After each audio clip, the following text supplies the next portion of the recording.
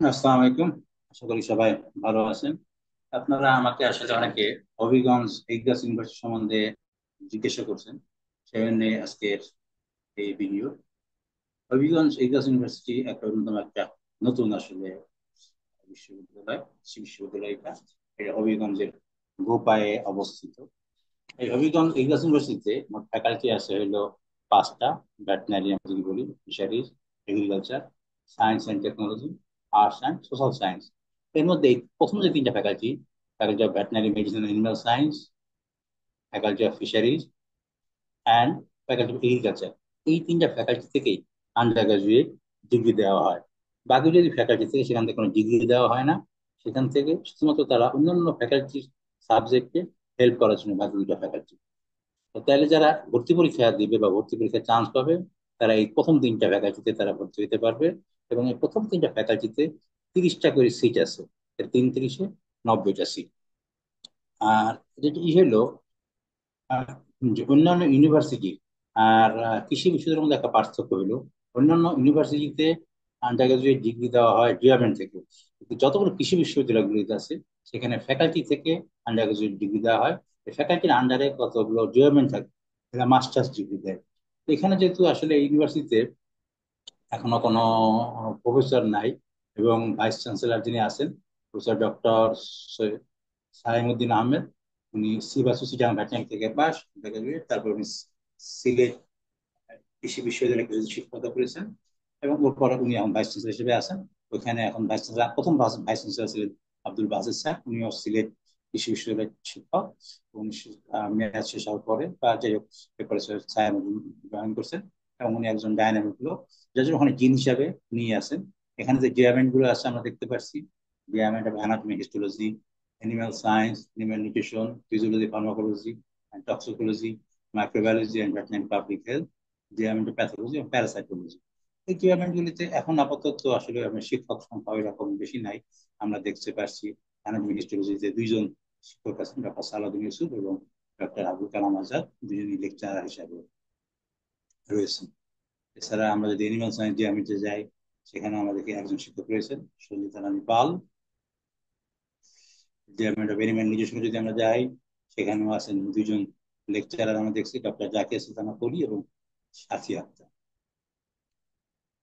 আমরা যদি physiology, pharmacology এবং টক্সিকোলজি ডিপার্টমেন্টে যাই, সেখানে আমরা দুজন লেকচারার দেখি, ডক্টর রহিমা আক্তার দীপা এবং ডক্টর মুশফিক আলমগীর। মাইক্রোবায়োলজিতে এরকম একজন শিক্ষক আছেন, ডক্টর শামী সুজান রায়, এবং প্যাথোলজি প্যারাসাইটোলজিতে আছেন ডক্টর শামীম উদ্দিন। যাই হোক, যেটা এখানে আমার বোঝা যাচ্ছে যে ফ্যাকাল্টিতে আপাতত কোনো সিনিয়র শিক্ষক, প্রফেসর বা প্রফেসর, প্রফেসর নাই। তবে এই ভেটেরিনারি ফ্যাকাল্টিতে তাদের একটা নির্দিষ্ট ল্যাব আছে। আমি এই ভিডিওর সাথে একটা লিঙ্ক যুক্ত করেছি, এই লিঙ্কটা দেখলে আপনারা দেখতে পাবেন যে ভেটেরিনারি ফ্যাকাল্টির যে তাদের ল্যাবটা যে রয়েছে। এবার আসি আমরা ফ্যাকাল্টি অফ ফিশারিজ। ফ্যাকাল্টি ফিশারিজের যেহেতু ইউনিভার্সিটি কোনো প্রফেসর নাই, যার জন্য ভাইস চ্যান্সেলর ডিন হিসেবে আছেন। সেখানে ডিপার্টমেন্ট অফ অ্যাকুয়াকালচার, অ্যাকুয়াকালচারের শিক্ষক হিসেবে আছেন ফারজানা খানম চাঁদনী এবং আবু তালহা, দুজনেই লেকচার হিসেবে আছেন। আমরা যদি এনিম্যাল হেলথ অ্যান্ড ম্যানেজমেন্টে যাই, সেখানে আপাতত শিক্ষক নাই। আমরা যদি অ্যাকোয়াটিক রিসোর্স অ্যান্ড কনজারভেশনে যাই, সেখানে আমরা দেখছি মুস্তাদ হোসেন মুশি এবং ইফতেখার আহমেদ আগুন, দুজন একজন অ্যাসিস্ট্যান্ট প্রফেসর এবং একজন লেকচার হিসেবে রয়েছে। Department of biology of conservation, এখানেও আছেন আমরা দেখতে পাচ্ছি একজন অ্যাসিস্ট্যান্ট প্রফেসর চয়নিকা পণ্ডিত এবং শারমিন আহমেদ। আমরা যদি ফিশ জেনেটিক্সে যাই, সেখানে আমরা দেখছি একজন আমাদের অলকা শাহ রয় লেকচার হিসেবে আছেন।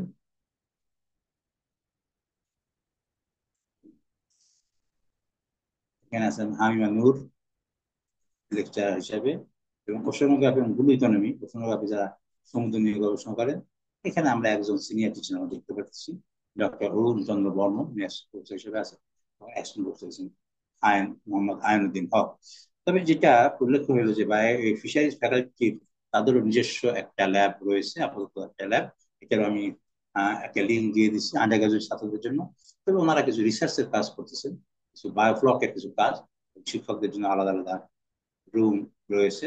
এবং সিলেট হবিগঞ্জ এগ্রিকালচার ইউনিভার্সিটি যদি কথা বলি, সেখানে তিনটা ব্যাচ, এখন আমরা ফ্যাকাল্টি অফ এগ্রিকালচার আগে আলোচনা করি, পরে ফ্যাকাল্টি অফ এগ্রিকালচারও যেহেতু কোনো প্রফেশন নাই, চিফ হিসেবে আছেন ভাইস চ্যান্সেলর নিজেই।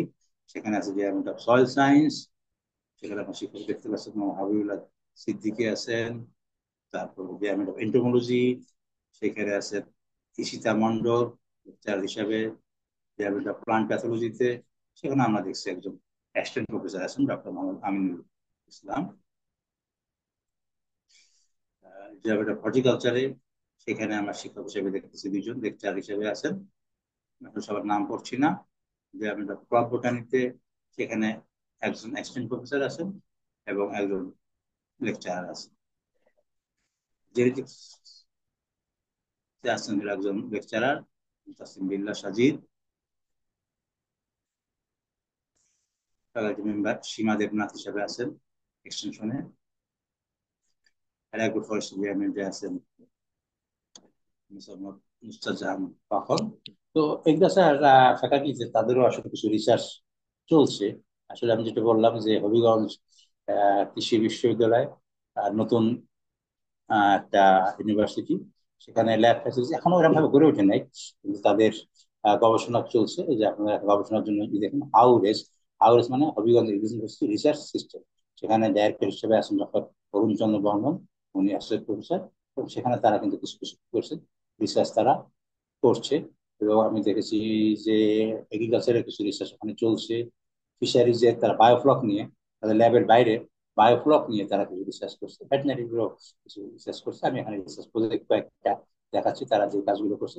এই পর্যন্ত তাদের 11টা প্রজেক্ট কিন্তু কমপ্লিট হয়ে গেছে, 20টা আর্টিকেল পাবলিশ হয়ে গেছে, এবং তারা $21,840 এই পর্যন্ত রিসার্চ বাজেট বিভিন্ন যে জায়গা থেকে তারা পেয়েছে। সেই হিসাবে নতুন ইউনিভার্সিটি হইলেও খারাপ না, তারা গবেষণার দিকে এগিয়ে যাচ্ছে। আর এই ফ্যাকাল্টিতে এই পর্যন্ত 3টা ব্যাচ করতে পেরেছি। প্রথম ব্যাচ অনেক দূর এগিয়ে আছে, থার্ড ইয়ারে, তারপর সেকেন্ড ব্যাচ আছে, তারপরে থার্ড ব্যাচ। এবার যারা ভর্তি হবে তারা ফোর্থ ব্যাচ। তো এটা ইয়ে থেকে হবিগঞ্জ শহর থেকে কাছাকাছি, খুব একটা বেশি দূরে না। ঢাকা বা হবিগঞ্জে রাস্তা আছে, রাস্তার মধ্যেই পড়ে, যোগাযোগ ব্যবস্থা ভালো, যদিও তার নিজস্ব ক্যাম্পাস এখনো নাই। তো আমি আশা করি যে যারা এখানে ভর্তি হবেন বা পড়াশোনা করবেন, তারা এটাকে ইউনিভার্সিটিতে সুন্দরভাবে এগিয়ে নিয়ে যাবেন। আর এর কাছাকাছি সিলেট কৃষি বিশ্ববিদ্যালয় হবিগঞ্জ থেকে খুব একটা বেশি দূরে না, যে কোনো দরকার লাগলে সিলেট কৃষি বিশ্ববিদ্যালয় থেকে সাহায্য নিতে পারবেন।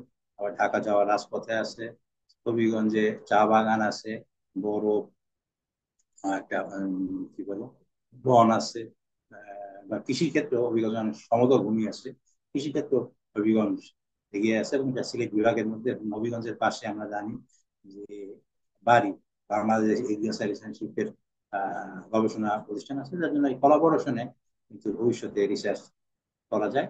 আমি আশা করি যে উত্তরোত্তর এই হবিগঞ্জ কৃষি বিশ্ববিদ্যালয় সুন্দরভাবে এগিয়ে যাবে, এই আশা ব্যক্ত করছি। আর আপনারা লিঙ্ক চান, আমি যে 3টা ল্যাবে, ভেটেনারি, এগ্রিকালচার এবং ফিশারিজের 3টে ল্যাবের লিঙ্ক এই সঙ্গে দিয়ে দিলাম, যারা আগ্রহী তারা দেখে নিতে পারেন। সবাইকে ধন্যবাদ। আসসালামু আলাইকুম।